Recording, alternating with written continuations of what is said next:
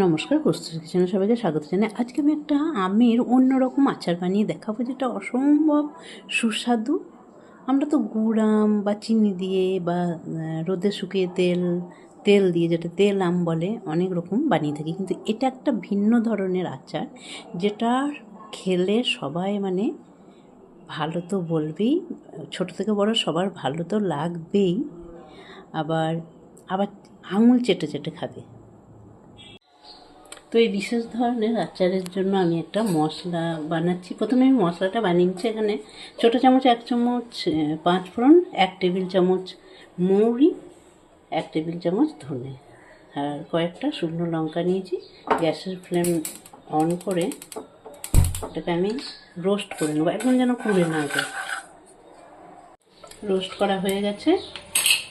গ্যাসের flame of করে আমি একটা প্লেটের মধ্যে ঢেলে নিলাম। তারপর ঠান্ডা করে আমি একটা গুঁড়ো করে নেবো, একদম মিহি গুঁড়ো না, একটু একটু যেন গোটা গোটা থাকে, যাতে মুখে আচারটা খাওয়ার সময় মুখে লাগলে খুব ভালো লাগবে। মিক্সিং জারে নিলাম, এবার আমি গুঁড়ো করে নিচ্ছি।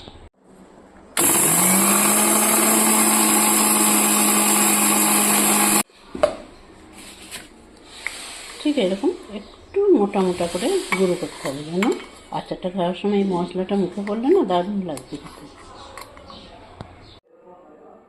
এখানে আমি কাঁচা আম নিয়েছি 750 গ্রাম। তো এইভাবে কেটে নিয়েছি। কেটে ভালো করে ধুয়ে আমি একটা কিচেন টাওয়ালের মধ্যে রেখেছি, এই কারণে যে এটা আমি পুরো মুছে নিয়েছি। এই যে ভালোভাবে মুছে নিয়েছি। কোনো রকম এটা রোদে দেওয়ারও দরকার নেই, বা আচার বানিয়েও যে রোদে দিয়ে রাখতে হবে তাও না। চলুন আস্তে আস্তে আমি এটা বানানো শুরু করি।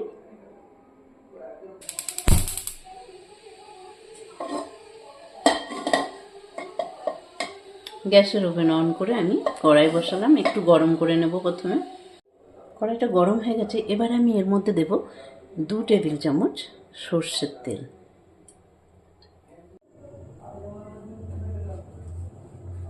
তেলটা গরম হয়ে গেছে।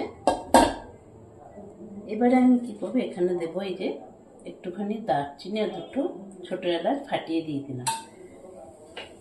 কয়েক সেকেন্ড ভেজে নেওয়ার পর আমি দেব এখানে রসুন কুচি, 2টো বড় বড় রসুন কুচি এখানে দিলাম। তারপরে একটু এটা নাড়াচাড়া করে নেব।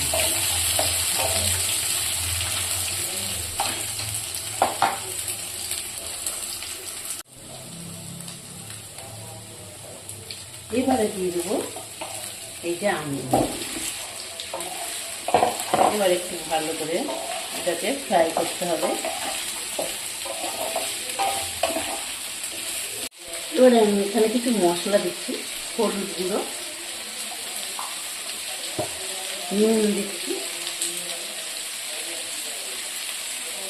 একটু বিট লবণ আমি দেবো।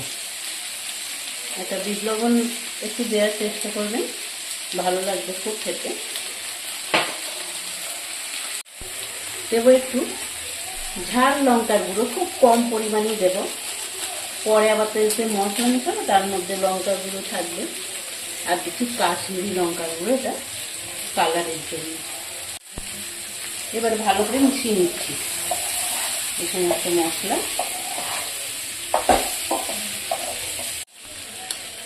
এবারে আমি এর মধ্যে দেবো গুড়। এখানে কিছু চিনি দিয়েও আপনারা করতে পারেন।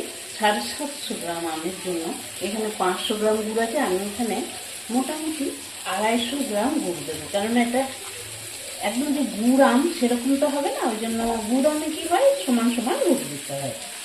এটা টক ঝাল মিষ্টি, আর এই যে ফ্লেভারগুলো রসুন আর অসম্ভব সুন্দর খেতে হয়। তবে একটা কথা, যারা নিরামিষভাবে করতে চান তারা রসুনটা অ্যাভয়েড করবেন, তাতেও কিন্তু এটা ভালো লাগবে। হাফ গুড় দিলাম। এবার এটা গুড়টার সাথে ভালো করে এটা মেশাতে হবে। গুড়টা মেল্ট হয়ে যাবে। একটু ফ্লেমটা কিন্তু বাড়াতে হবে, একদম লো ফ্লেমে না, কেননা আমগুলো না তখন গলে যায়। আমি তো গুড় আমও করেছি, তখন কী হয়, গুড়টাকে আমি ভালো করে মেল্ট করে অনেকক্ষণ পর্যন্ত গুড়টাকে একটু মানে কমিয়ে নিই, যাকে বলে মেরে নেওয়া আর কি। যে যেমন নারকেল নাড়ু বা যে খইয়ের যে কি মুরগি করার সময় যখন গুড়টাকে ভালো করে করে মেরে নিতে হয় না, সেরকম করে তারপর আমের আচারটা করলে আমগুলো গোটা গোটা থাকে, সুসিদ্ধ হয়। কিন্তু এক্ষেত্রে কি আমি গুড় একসাথে দিচ্ছি। তবে আবার বলছি, এখানে কিন্তু আপনারা চিনিও এরকম এই যে 1 কাপ মতো চিনি দিয়েও করতে পারেন, সেটাও খুব সুন্দর হয়। আমি চিনি দিয়েও আগে করেছি, তো এখন আমি তো গুড়টাই বেশি ব্যবহার করি।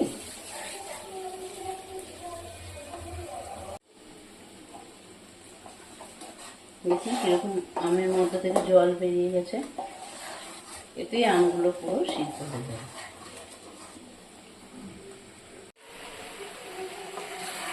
দেখুন একদম সিদ্ধ হয়ে গেছে, অথচ কিন্তু গোটা গোটা আছে। এই জন্য ফ্লেম বাড়িয়ে, কিন্তু গুড়ের এইভাবে আচার করতে গেলে ফ্লেমটা বাড়িয়ে করতে হবে। আম একদম দেখুন যে পুরো সিদ্ধ হয়ে গেছে কিন্তু।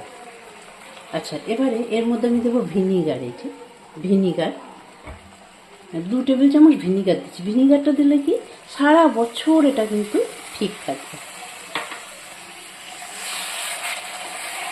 এটা বাইরেও রাখতে পারেন, আমি তো এটা পুরো ফ্রিজে ভরে দিই, কোনো রোদে দেওয়ার ঝামেলা নেই, কিচ্ছু না, ফ্রিজেই থেকে যায় একদম সারা বছর ধরে। এইটুকু আচারটা তো সারা বছর যাবে না, আমি আরও অনেক অনেক আচার বানিয়েছি, সেই জন্য এই কথাটা বলছি আর কি। এবারে এর মধ্যে আমি আগে থেকে যে মশলাটা বানিয়েছিলাম সেটা অ্যাড করে দিচ্ছি, কিন্তু ভিডিওটা স্কিপ হয়ে যাচ্ছে। খুব ভালো করে মিশিয়ে নিলাম। এবার আমি গ্যাসের ফ্লেমটা কিন্তু অফ করে দিলাম। আচারটা পুরোপুরি তৈরি হয়ে গেছে, একবার এটা খেয়ে দেখবেন, এত সুন্দর খেতে হয়, তো আমি বলে বোঝাতে পারছি না। অবশ্যই যারা আচার বানাতে মানে ভালোবাসেন আমার মতো, অবশ্যই রিকোয়েস্ট থাকলো একবার বানানোর। তো এবার আচারটা আমি একটা শুকনো একদম পুরোপুরি টিস্যু পেপার করে মুছে নিয়েছি, গরম জলে ধুয়ে নিয়ে, বা গ্যাসের পাশে রেখেও কিন্তু ভালো করে গরম করে নিতে হবে। 1 ফোঁটা যেন জল না থাকে সেরকম পাত্রে রাখতে হবে, তো আমি সেরকমভাবেই রেখেছি। এবার এটা কিন্তু সারা বছর ধরে ফ্রিজেও থাকবে, বাইরেও। একটা শুকনো চামচ দিয়ে সবসময় তুলতে হবে, হাতে করে কিন্তু তোলা যাবে না, কোনো রকম জল যেন এর মধ্যে না থাকে। তো আমি এই যে এর মধ্যে রেখেছি এয়ার টাইট একদম কন্টেনারের মধ্যেই, আমি ঢাকনাটা পরে দেব। ভিডিওটা কীরকম লাগলো অবশ্যই একটা লাইক করবেন, বেশি বেশি করে শেয়ার করবেন, আর কমেন্ট করে জানাবেন। সেটা আপনারা বানিয়ে খেয়ে দেখুন, এটা অসম্ভব সুন্দর অন্যরকম একটা আচার। তো খেয়ে তারপর আমাকে কমেন্ট করে জানাবেন। ভালো থাকুন, সুস্থ থাকুন, আজ এই পর্যন্ত, ধন্যবাদ।